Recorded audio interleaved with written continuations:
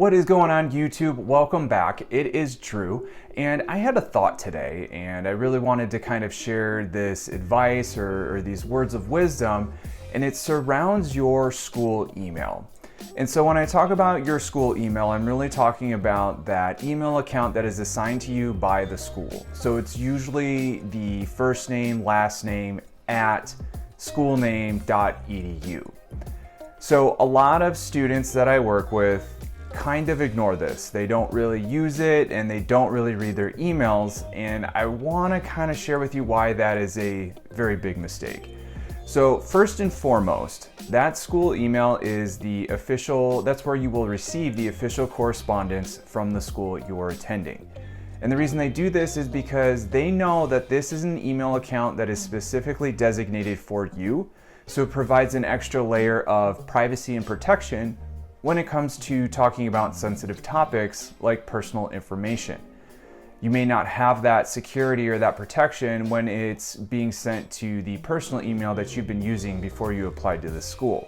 And the schools know this. They know that when we get a new email address, we're really slow to adapt and slow to use that. And you may be comfortable with a personal email address, and all of the mailing lists know that one email address in particular. And so you may not want to use the school email address, and that's fine, because what a lot of schools offer is the opportunity or the feature to forward those school emails to your personal email account. Now, you do have to do this manually, and there is a link typically on the computing information or the information technology website for your school that will lead you through a step-by-step process to do that. So if you're going to use that personal email address, just make sure that you are forwarding the official school email account to that personal email account. So do you want to hear some stories? Here's what scares me. I had heard once in talking to another person at another school is that one of his students was so overwhelmed by the number of emails in his inbox. He had over 1,000 unread emails that he just deleted them all. Didn't really pay attention to what they were or if they were important, just deleted them. Now, when I work with students, and some come to mind right now in particular, I've had to contact them to schedule meetings, and usually they're urgent meetings, such as, your grades are struggling, we need to talk about this. Please send me some times when you're available to meet. And I may not hear from them for a month, or I may not hear from them at all. And then I come to find out that, I don't check that school email address, or I check it once a month. I use my personal email address. Or, I was gonna try to forward that personal or the school email address to my personal email address, but I just never got around to it. So this is important. If there is urgent, sensitive, or important information that is coming from the school to you, it is going to your school email address.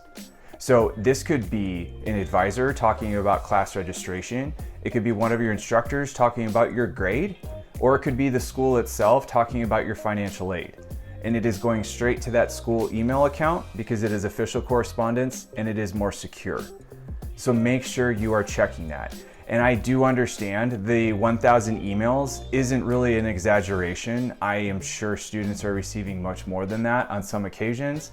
So you're going to receive a lot of emails, especially about going to campus events or joining all of these clubs or ways to really get involved.